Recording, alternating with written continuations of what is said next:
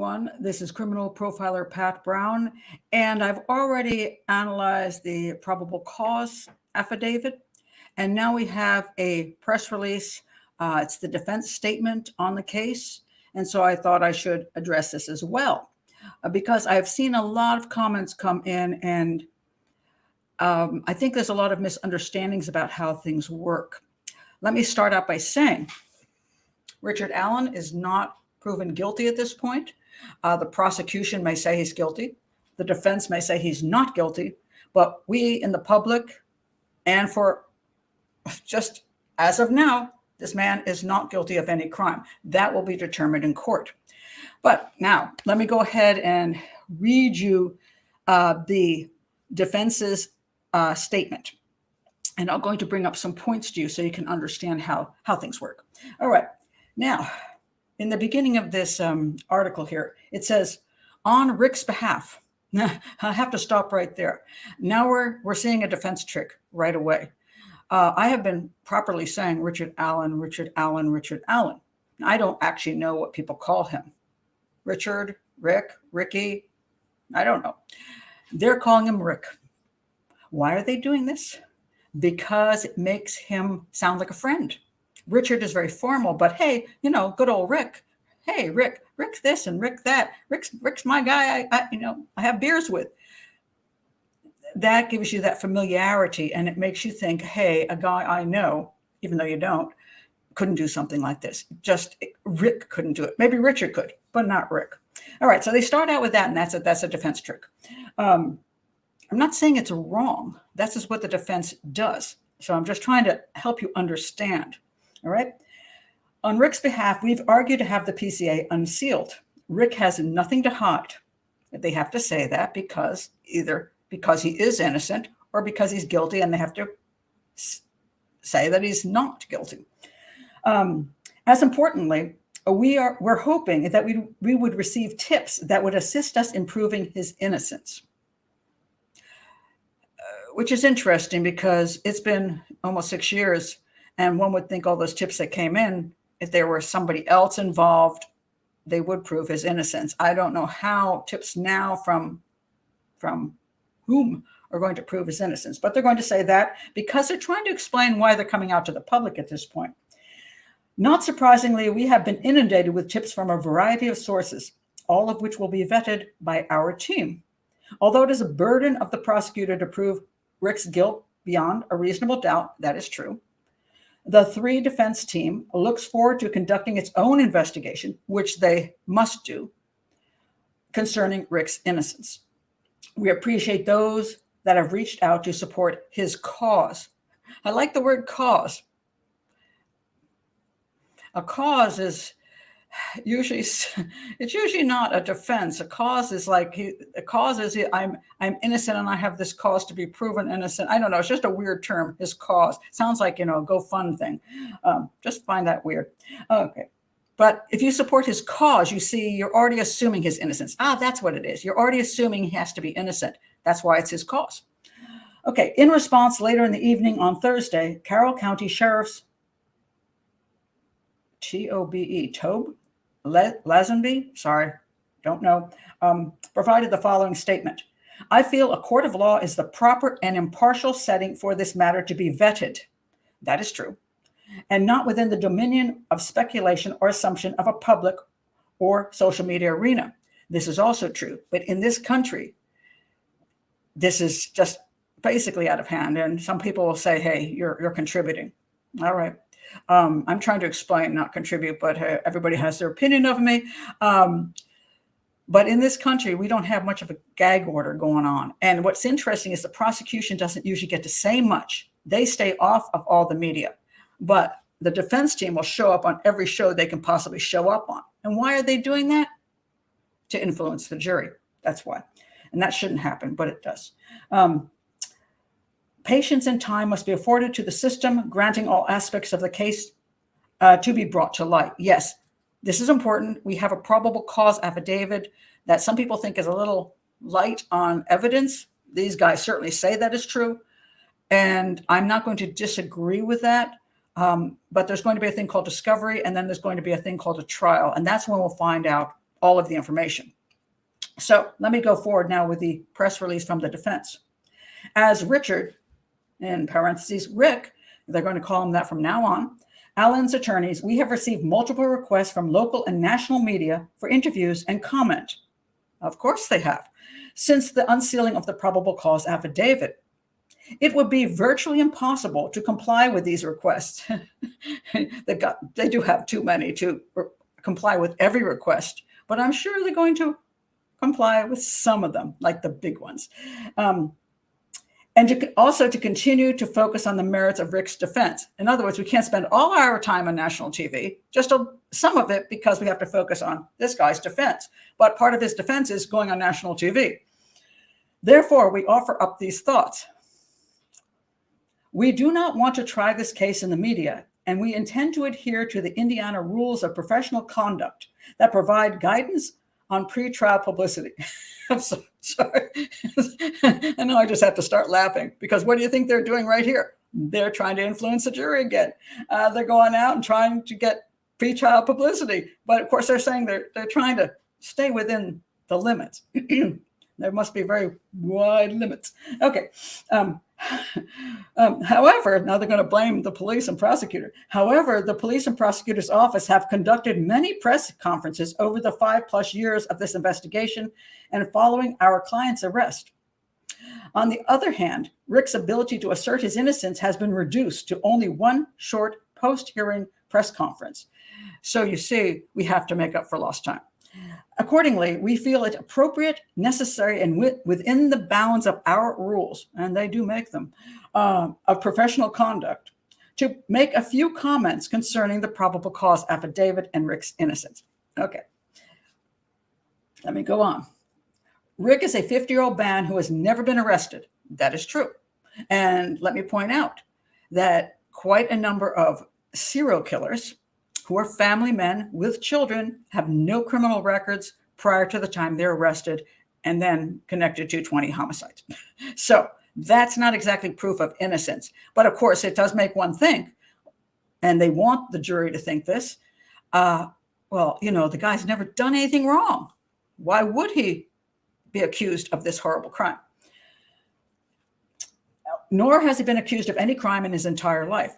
Again, true. He is innocent, which is what they have to say because they're his attorneys, and completely confused as to why he has been charged with these crimes. Now, let me stop there.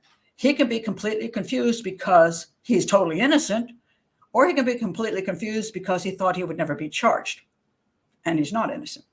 All right. The police did not contact Rick after Libby German and Abby Williams went missing. Rather, Rick contacted the police and voluntarily discussed being on the trail that day. You know why he would have to do that if he is guilty is because 3 girls said basically they saw him. And what happens a lot of times when a person is committing a criminal act is that, and this you have to be very careful when you're interviewing someone, especially someone who might be a psychopath, might be a serial killer. They're very smart about not giving any information up that you don't already know. But if you already know it, then they try to look cooperative and they try to manipulate that. In this case, 3 girls saw him, or theoretically saw him, because we don't have proof that it was him. But if you're walking down the trail intending to commit this crime and 3 juvenile girls pass you by and they're the ones that saw you, you're like, wow, what if they can describe me? Maybe I should go to the police and then they'll look at me as I'm innocent because I came in of my free will, not that I was ratted out by 3 girls, and then they figured out who I was. So maybe it's a smarter move to go to the police. And maybe it was. Police may have thought, hey, you know, this guy came to us. He can't be the guy. That could be why so many years passed, and they never had him as a suspect.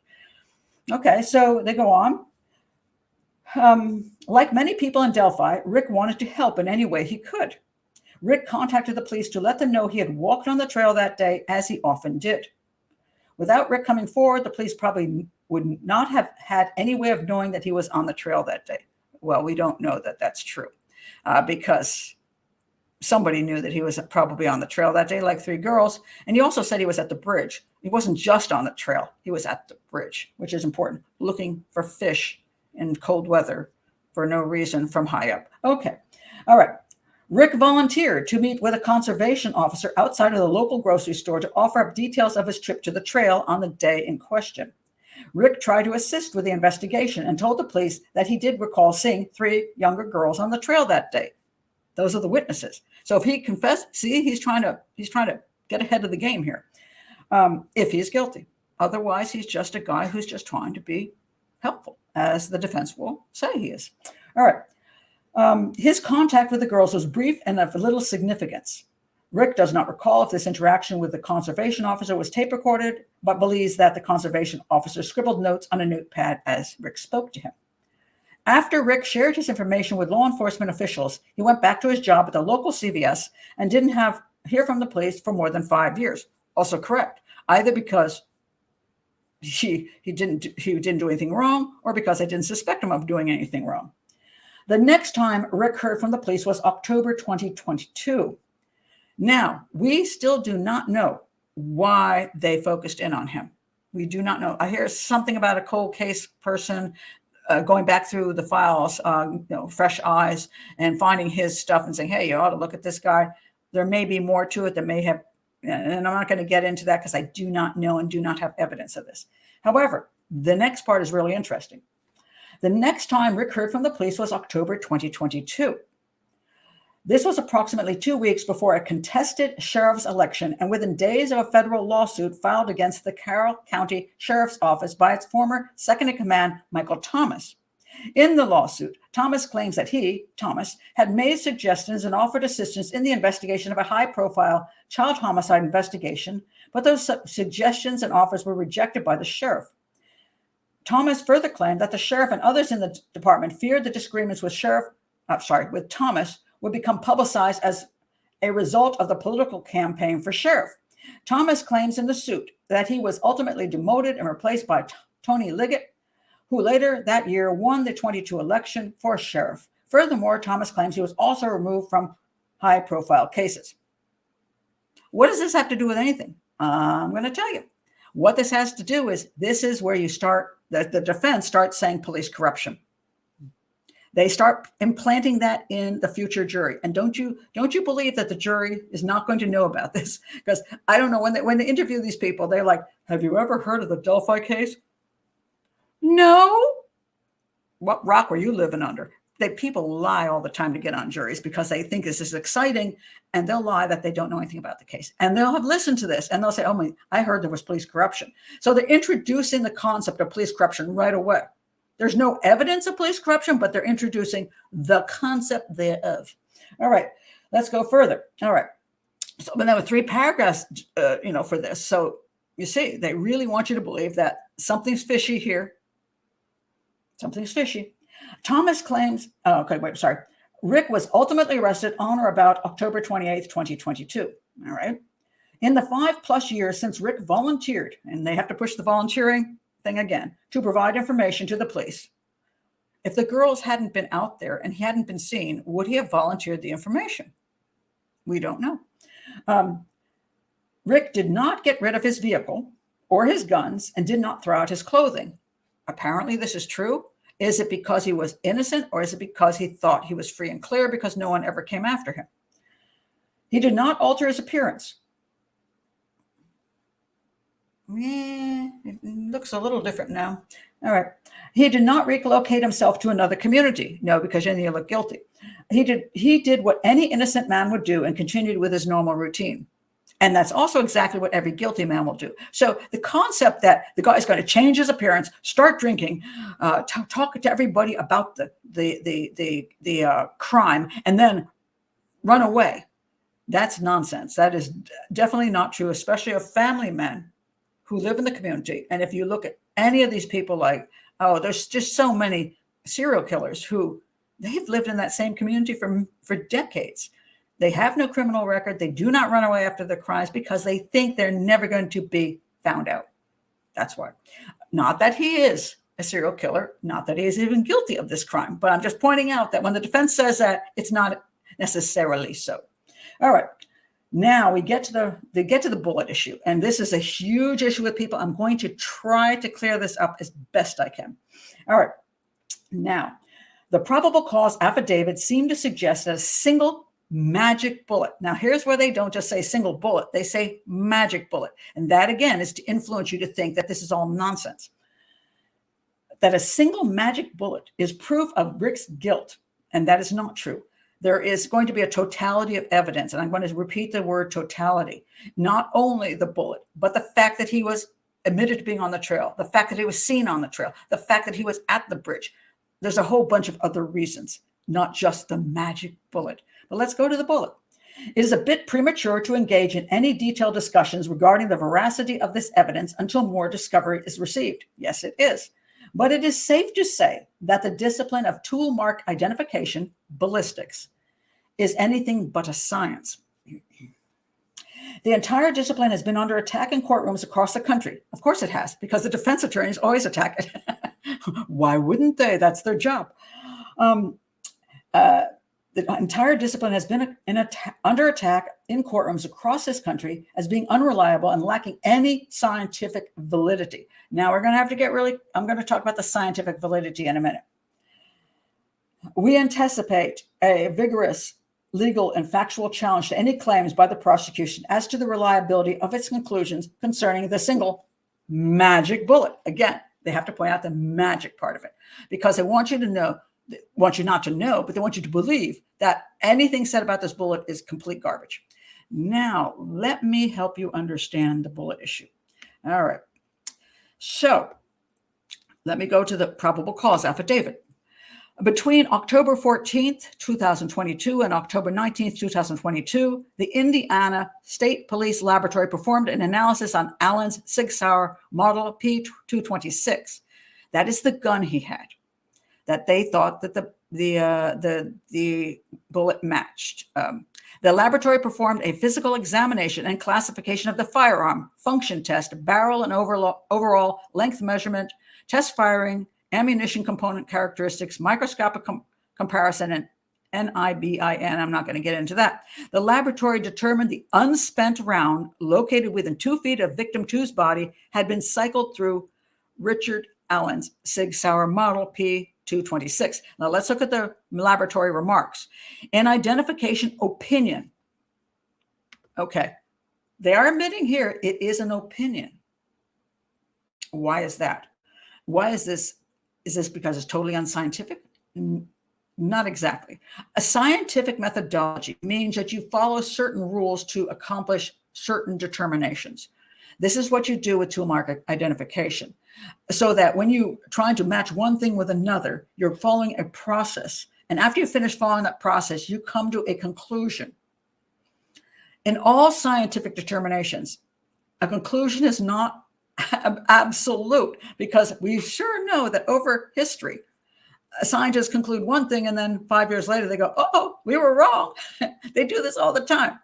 So it is an opinion. Absolutely. It is an expert opinion. And depending how good the expert is how good the opinion is. And so, yes, there are all these marks. So what happens when they cycle this through, there are specific marks that if they cycle through another bullet of the same exact type, they look at them and say, wow, you have two that go, the marks go like this on both bullets. And then they go like this, and then they go like this, and then they go, and everything matches, which is pretty unusual. And if they cycle that same kind of bullet through another Sig Sauer, they'll find out it doesn't match. That one goes like this and the other one goes like that, and it's not a match. So if they cycled through 1,000 Sig Sauers, how many of those 6 hours would come up with the exact same markings on the bullet? I do not have that information, but that's a really important point. I'm going to point out a little bit more about that in a second. All right, so an identification opinion is reached when the evidence exhibits an agreement of class characteristics and a sufficient agreement of individual marks. So you have your basic stuff and then your individual marks that really should only be attached to that particular weapon. Sufficient agreement is related to the significant duplication of random striated impressed marks as evidenced by the correspondence of a pattern or combination of patterns of surface contours. So in other words, they're random. In other words, every Sig Sauer does not have the same exact markings. They're random because that's the way things are. And so if the random thing over here matches what's on the bullet, It's pretty good. It's pretty good. The interpretation of identification is subjective in nature. And boy, is that word. I have been receiving message after message. That stuff is subjective. It's subjective. It's subjective. It's not objective. Let me tell you something interesting. You know what? A lot of DNA is subjective too. Witness stuff is subjective too. There's the blood spatter pattern is subjective too, and the jury's final determination of guilt or not guilty is subjective as well. We're living a subjective world because it's nearly impossible for everything to be so objective that there's not some type of human analysis has to be done. So that's why you have, theoretically, the better the experts, the better you get a proper analysis. So let me see if this is in. Yeah. Okay. Let's see. So the interpretation of identification is subjective in nature and based on relevant scientific research and the reporting examiner's training and experience. So you want to get the top people. And it does, the science is that if you do this, if they do tons of studies and there's something valuable in those studies that says this works 90% of the time, then it's pretty good. There have been very interesting issues with this tool mark identification on bullets because they have actually linked cold cases together through that. Many cold cases have been linked together. They're like this case and this case had that bullet matched. So it's not total garbage. It's not magic as these guys would like you to believe. Now, let me explain the totality of the evidence in this with this issue. All right. So a bullet, a .40 caliber, and let me pull that up here. Sorry, where did I put that one? Hold on. Okay, here it is. Investigators believe Richard Allen was not seen on the trail after 2:13 p.m. because he was in the woods with victim 1 and victim 2. An unspent .40 caliber round was between the bodies of victim 1 and 2, and that was forensically determined to have been cycled to his Sig Sauer P226. All right, that was that, and the gun was found at his residence.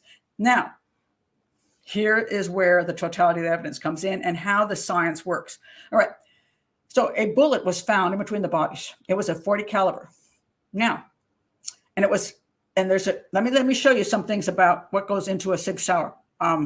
So you have this, in this case, it was not fired. So it dropped somehow on the ground, which means you could see it clearly what kind of ammunition this was. And take a look at this. You see this? These are all the different kinds of ammunition. Well, not all the different kinds, just 4 of them that you could use in a Sig Sauer. Look on your left. You will see 4 different looking pieces of ammo. You know, these look different from each other. Now, here's where it gets interesting. And this is where the totality comes in. This is where people completely do not understand this. All right.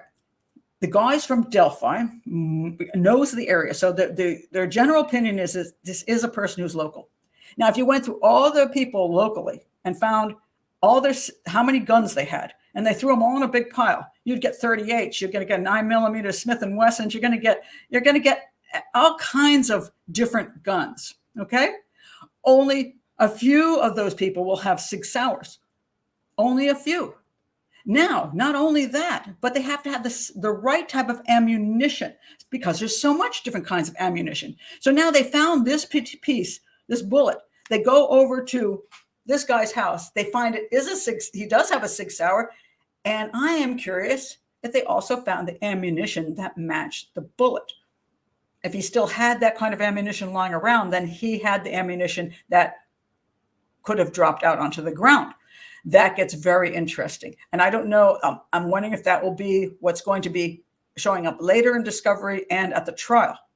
So when you take a large population and then you narrow it down to people with a Sig Sauer and you narrow it down to that ammunition, and then you narrow it down to now of those few people that might have had that gun and that bullet, that it also matched when they did the examination, the marks also matched.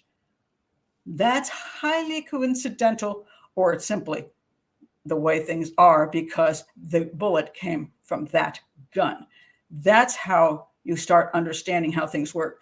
And I don't know if all of this is so. This is what will be presented in court. All right. So that's. I hope I help you understand better about the bullet issue. And let's see if there's anything else here that is worth saying. Oh, Rick Allen owned a Ford Focus in February of 2017. His Ford Focus is not in any way similar to the distinctive look of the PT Cruiser or smart car that was described by witnesses. It seemed that the CCSD is trying to bend facts to fit their narrative. That may be true. It also may be true that people can't identify cars, because if it were me, I'm hopeless. That car was red. That would be all I could say. Unless I knew the car, because it was like my car. We also don't know that he actually parked his car there. So there's a lot we don't know about that. So at this point, they finish up. We have received very limited information about this case, true, and look forward to having something more to view than that was offered in the sparse PCA. I agree with that. They're waiting for discovery, and then they're going to know more. And we're not going to probably get that discovery, so we're going to have to wait for the trial. Now, so just to sum this all up, they had enough probable cause. I believe they have more. The defense is trying to make everybody believe that the bullet is the magic bullet, that it's completely useless information, and that he was a good guy that just went to the police of his own accord, and therefore he couldn't have done it. So they're setting this up to influence the jury. Believe you me, that's what it's for. It's not because they're trying to be honest and help, just go to the public. No, they're trying to influence the jury.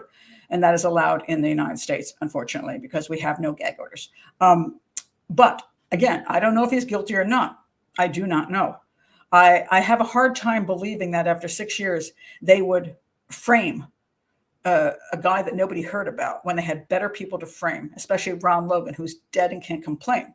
So I believe they have to have more. They have to truly believe this is the guy. I don't think it's corruption. I think that's pushing it. Am I saying they did a great job? Not necessarily. I don't know. I don't know whether they overlooked him or they were distracted by red herrings, or whether it's more complicated than we know. I don't know. All I know is there is enough evidence for him to be arrested, and we'll have to now wait for the trial to see what the other evidence is. And to leave you with one last thought, please understand the totality of the evidence makes the difference. And that's what also makes a difference in the courtroom and in the jury decision. Hopefully that will be correct. So that's it. If you're new here to the channel, please do subscribe. Check my playlist for all the other cases I've worked on. Please do like the video and share in your true crime groups, because I like people to understand things more than I like gossip being thrown about. Anyway, thank you very much for being here. Bye.